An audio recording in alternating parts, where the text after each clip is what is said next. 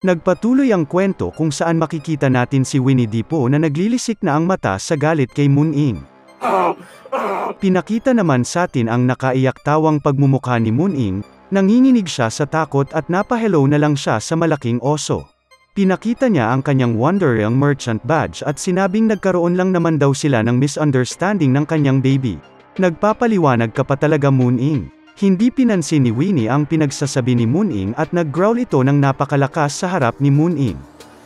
Habang napatunganga na lang ang kawawang pusa, nag-growl pa ito ulit ng isang beses at sa sobrang galit ay tumatalsik na ang kanyang laway, napatikip na din ng tenga sila Tommy at ang mga rabbits.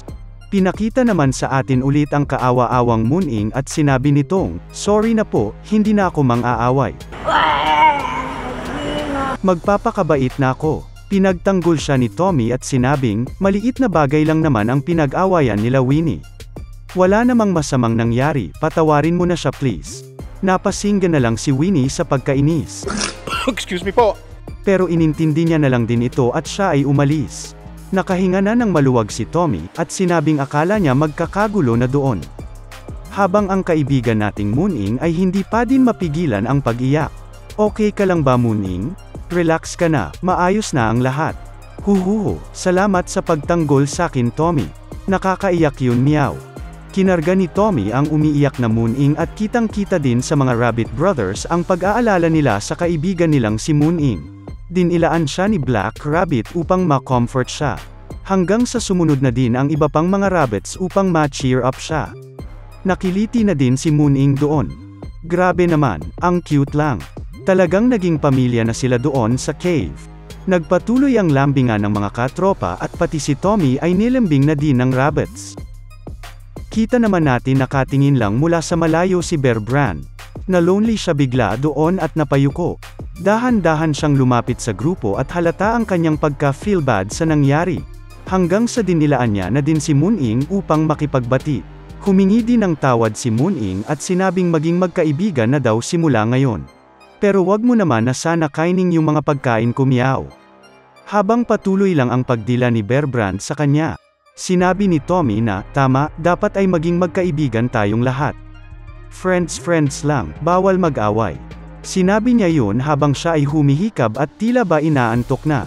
Pinakita din sa atin na pati ang ibang mga katropa ay humihikab na din at sabay-sabay inantok. Ang galing lang, napaka-posibleng mangyari niyan. Makikita naman natin na biglang umakyat sa labas ng cave sina Roger at Gloria. Napansin niya ang bag ni Moon-ing na nasa sahig at nilapitan niya ito. Inalis niya ang laman ng bag at nakita niya ang straw hat ni Luffy, yung binili pala ni Moon-ing. Tinawag naman siya ni Gloria at tila ba may itinuturo ito. Ito pala ay ang ating mga kaibigan na natutulog ng magkakatabi, mukhang lahat sila ay napagod sa nangyari. Ginawang una ni Tommy si Bear Brand, habang siya naman ang naging higaan ni Moon-ing at ng ilang mga rabbits. Natuwa ang mag-asawa sa kanilang nakita at pareho silang napangiti. Nilagay ng mag-asawang rabbits ang straw hat sa mukha ni Tommy para matakpan ang mata niya sa sinag ng araw, or para mahirapan siya huminga. Kayo na ang baalang humusga. Matapos noon ay nakisali na din ang mag-asawa sa pagpahinga at natulog sila ng magkakatabi. Nakakatuwa silang pagmasdan, ang sarap sana kung makasama din tayo sa kanila no. Get out! Makikita din natin si Tommy na nakangiti at masaya. Bigla naman tumalon ang eksena sa lugar na kala mo ba Star Wars na may halong Lord of the Rings. Makikita natin ang isang lalaki kalapit ng lightning object at napapaligiran ng mga black dragons. Nag-zoom in tayo at siya pala ay isang elf at ang kalapit niya ay isang malaking crystal. Ilan pang sandali ay nag-react ang crystal na nagsanhi ng paglayo ng elf. Nagalit siya dahil bakit daw ayaw bumukas ng tower. Sinabi ng isang elf na lalaki na nagngangalang Anton Fritani na mag-relax lang daw siya at baka atakihan siya sa puso. Sumigaw naman ito at sinabing akala mo ba ay makakapag-relax ako sa sitwasyon na ito? Hindi ko na nakikita si Eileen. Nalaman natin ang pangalan ng lalaking ito ay Kaiser Fritani. Hindi ko pa sila nabibigyan ng mga nickname kasi nakakapagod sa utak. Gusto mo ba maging karakter sa mga kwento natin? Make sure mo lang na laging mag-comment sa mga videos natin, at pag nakakatuwa at tumatak ka sa akin ay makikita mo na lagi ang pangalan mo sa mga susunod nating mga kwento. Nani? Uy, sana all! Balik tayo sa kwento, at sinabi ni Kaiser na 10 taon na ang nakakalipas mula noong huling kumbulsyon. At finally nakakuha na din siya ng gamot, kaso sumakto pa na hindi gumagana ang portal sa hindi malaman na dahilan. Hindi din daw nagre-react ang emergency system ng tower, so wala silang ibang paraan upang makapasok. Naipit sila doon nang hindi alam ang nangyayari sa other side. Sinabi ni Anton na ang hindi daw paggana ng emergency system ng Black Tower, ay ebidensya na hindi pa nagkakaroon ng kumbulsyon si Eileen, kaya naman meron pa silang time.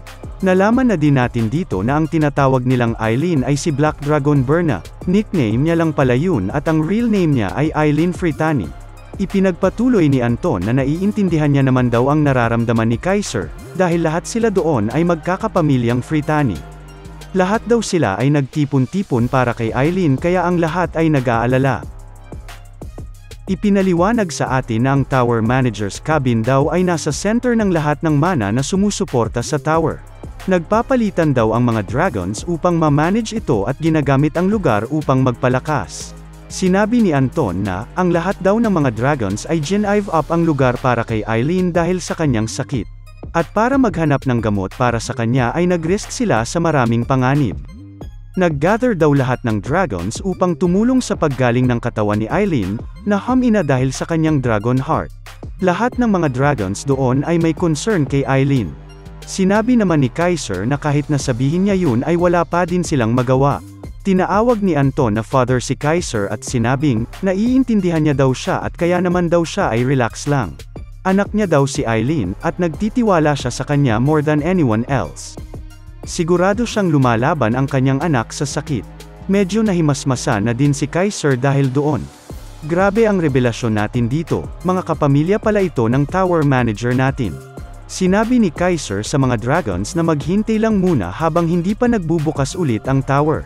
At sila ay nagliparan paalis. Sinabi ni Anton na lagpas na daw sa expected na taning ng buhay si Eileen. Inisip nila na maaaring nag-improve na ang kondisyon ng dragon heart niya. Sinabi ni Kaiser na, sana nga tama ka. Aking apo, sana ay kumakain ka ng maayos. Pinakita naman sa atin si Eileen aka Tower Manager Berna na kumakain ng mga cherry tomatoes habang nagbabasa ng libro. Sinabi niyang, siguro dahil naging D-class na ang rank ng cherry tomatoes kaya naman naging mas malasa na ang mga ito. Dati ay kailangan ko pa kumain ng marami para lang malasahan siya sa aking bibig. Ngayon kahit konti lang ay lasang-lasa ko na. Bigla naman nakaramdam ng tibok sa puso si Berna habang kumakain. Nagulat siya dito at napatigil sandali. Sinabi niyang, ang aking dragon heart, hindi ito tumibok kahit isang beses sa loob ng 200 years. Naramdaman niya na gumalaw daw ito mag-isa at panandali ang nag-absorb ng mana. Teka, dapat nga din ay inatake na ako ng puso sa panahon ngayon. Hindi kaya dahil sa mga cherry tomatoes? Oo nga, kasama sa effects ng crops na ito ang slightly na pagdagdag ng mana. Nakalimutan ko yon. Ang iniisip ko lang lagi ay masarap ito, subalit meron din pala itong ability para magpagaling ng dragon heart. Kung gusto mo rin makabili ng magic cherry tomatoes at magkaroon ng healthy na puso ay naglagay ako ng link sa baba. Makikita naman natin na natatawa ang tower manager dahil sa joke ko. Sinabi niya na, ako ay ang Great Black Dragon na si Eileen Fritani, aka Berna, age 200. At finally, nakahanap na ako ng tao na gusto kong protektahan. At dahil napatibok ko na ang aking dragon heart kahit panandalian lang. Poprotektahan ko ang tower farmer na si Tommy My Lab So Sweet. Dapat kang matuwa Tommy, dahil malaking blessing na magkaroon ng tulad ko na magkagusto sa'yo. Ano ito? Nakakuha na naman siya ng item habang hindi ako nakatingin? Napakatindi talaga niya. Aneba naman yan. Nek ikkelik. Tumulo naman bigla ang sipon ni Tommy at ito ay nangati habang natutulog. Salamat sa panunood. Para magpatuloy na masuportahan ang aming paggawa ng videos ay maaari kayo mag-join bilang member sa aming YouTube channel. Bukod sa mga exclusive perks at mas maaga mo mapapanood ang aming mga videos, ay matutulungan mo din na kami na magpatuloy sa paggawa.